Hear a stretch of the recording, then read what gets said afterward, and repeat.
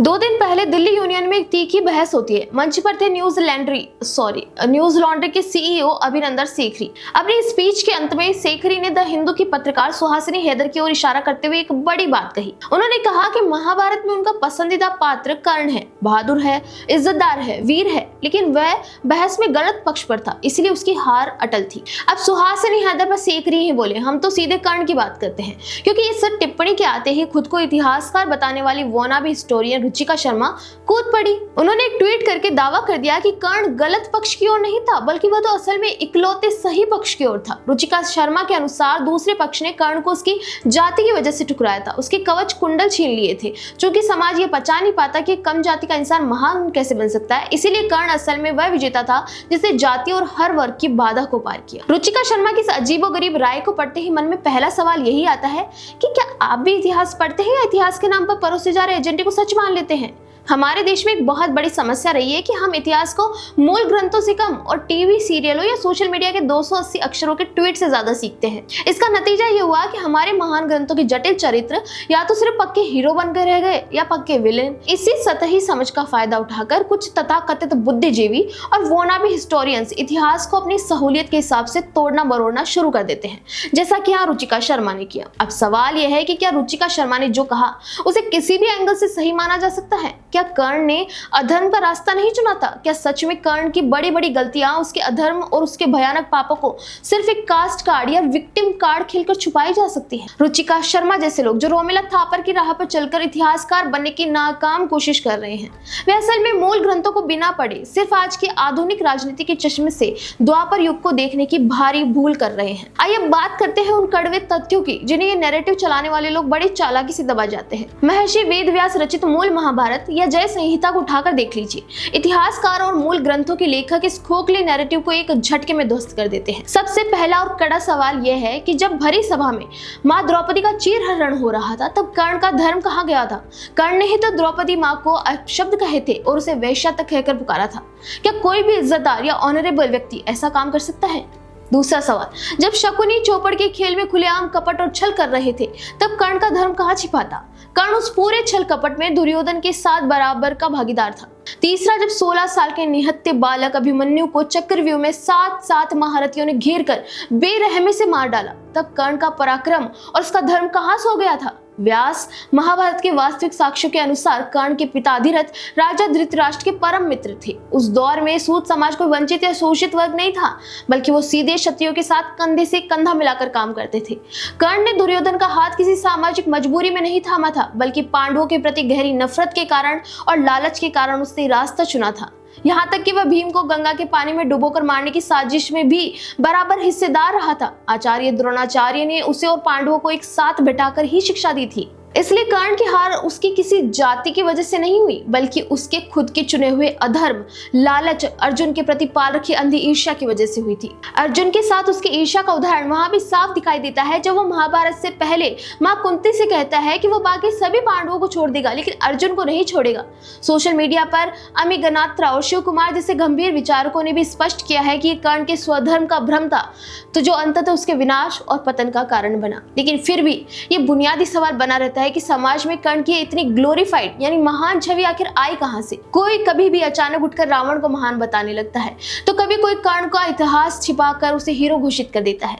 ये सब शायद इसीलिए भी हुआ क्योंकि समय समय पर हिंदू धर्म ग्रंथों को अलग अलग तरीके से इंटरप्रेट किया गया। हिंदू धर्म की उदारता यह कि लेखकों, कवियों, कलाकारों ने धार्मिक प्रसंगों को अपने अपने चश्मे से देखा और उनमें से कई प्रसंग पॉपुलर हो गए। ऐसे में लोगों को लगता है कि जो इन कविताओं में, इन कहानियों में, इन सीरियल्स में, इन फिल्मों में दिखाया जा रहा है वह सही है, लेकिन सच में वैसा नहीं है, क्योंकि ये सब कुछ उस एक व्यक्ति की कल्पना के आधार पर क्रिएट किया जाता है, महाभारत के आधार पर नहीं। दूसरा, रामानंद सागर की रामायण हो या बी आर चोपड़ा की महाभारत बेहद अद्भुत और सांस्कृतिक रूप से अभूतपूर्व धारावाहिक थे, जिन्होंने पूरे देश को एक साथ टीवी स्क्रीन के सामने ला खड़ा किया था। मगर हमें ये समझना होगा कि 1980 के दशक के टेलीविजन की अपनी तकनीकी और समय की सीमाएं थी। महज कुछ मिनटों के रन टाइम और भावुक मेलोड्रामेटिक प्रस्तुति के चक्कर में इन सीरियलों ने हमारे महाग्रंथों की गहरे, बेहद जटिल और ऐतिहासिक चरित्रों को बहुत सीधा, सरल और सपाट बनाकर छोड़ दिया। इसका सबसे बड़ा और अनफॉर्चुनेट साइड इफेक्ट ये हुआ कि एक पूरी की पूरी पीढ़ी असली मूल ग्रंथ पढ़ने के बजाय इस टीवी सीरियल वाले हिंदुत्व को ही वास्तविक धर्म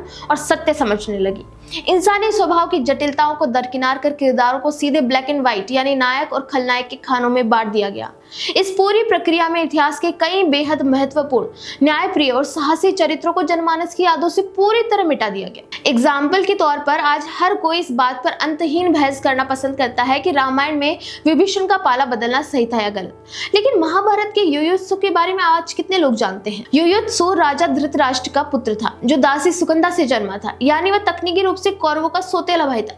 कुरुक्षेत्र युद्ध के बिल्कुल पहले दिन जब दोनों विशाल सेनाएं एक दूसरे के आमने सामने विनाश के लिए खड़ी थी, तब धर्मराज युधिष्ठिर ने बीच मैदान में आकर एक ऐतिहासिक और खुली घोषणा की थी कि जिसे भी लगता है कि धर्म हमारे पक्ष में है, वह युद्ध शुरू होने से ठीक पहले अभी इसी वक्त हमारे साथ आ सकता है। सोचिए, उस अथाही कौरवी सेना में से अपने सगे 100 भाइयों, राजसी सुख सुविधाओं और अपनी पूरी दुनिया को दांव पर लगाकर केवल एक व्यक्ति में इतना असीम नैतिक साहस था कि वह कदम बढ़ाकर आगे आया और पांडवों के पाले में खड़ा हो गया। वह थे युयुत्सु। युयुत्सु ने भाई भतीजावाद, कबीलाई वफादारी या पारिवारिक मोह के ऊपर धर्म को चुना था। यही सबसे बड़ा कारण था कि युद्ध समाप्त होने के बाद जब पांडव सब कुछ त्याग कर महाप्रस्थान के लिए हिमालय की ओर जा रहे थे, तब उन्होंने हस्तिनापुर के पूरे साम्राज्य की देखरेख, शासन और संरक्षण की अत्यंत महत्वपूर्ण जिम्मेदारी किसी और को नहीं बल्कि युयुत्सु को सौंपी थी, क्योंकि परीक्षित उस समय अभी छोटे थे। युयुत्सु का ये जीवन चरित्र साफ साबित करता है कि धर्म किसी कुल, जाति, वंश या भाईचारे का मोहताज नहीं होता, लेकिन टीवी सीरियलों और आधुनिक एजेंडा चलाने वाले छद्म इतिहासकारों ने युयुत्सु जैसे सच्चे धर्मनिष्ठ को पूरी तरह भुला दिया और कर्ण की गलतियों पर पर्दा डालकर उसे जबरन एक सहानुभूति का पात्र या विक्टिम बनाकर पेश किया। उसे महान योद्धा बनाकर पेश किया गया। ऐसे दिखाया गया मानो कर्ण अर्जुन से भी बड़ा वीर हो, मानो कर्ण अर्जुन को हरा सकता था, जबकि सच्चाई यह है कि महाभारत की लड़ाई से पहले अलग अलग स्थानों पर हुई कई लड़ाइयों में अर्जुन ने कर्ण को परास्त किया था। दोस्तों, अगली बार जब कोई सोशल मीडिया इन्फ्लुएंसर या आधा अधूरा पढ़ा लिखा तथा कथित इतिहासकार, कवि, गीतकार या यूट्यूबर आपको हमारे गौरवशाली ग्रंथों पर ज्ञान देने आए तो उसे किसी का ट्वीट मत दिखाइए, बल्कि उसके कमेंट में लिखिए कि कभी महाभारत पढ़े हो। दोस्तों, मूल ग्रंथ को पढ़ना बहुत जरूरी है, बाकी सब कोरी बकवास है जो हर कोई अपनी अपनी सहूलियत के हिसाब से बना लेता है। ऐसे में जब आप खुद अपने मूल ग्रंथों का अध्ययन नहीं करेंगे, तब तक ऐसे वोनाबी बुद्धिजीवी आपके इतिहास, आपकी विरासत और आपकी संस्कृति का सरेआम मजाक उड़ाते रहेंगे। असल में रुचिका शर्मा और उनके जैसे तमाम लोगों की बुनियादी समस्या यही है कि वे महाभारत जैसे पवित्र और ऐतिहासिक ग्रंथ को एक विशुद्ध राजनीतिक प्रोजेक्ट की तरह देखते हैं।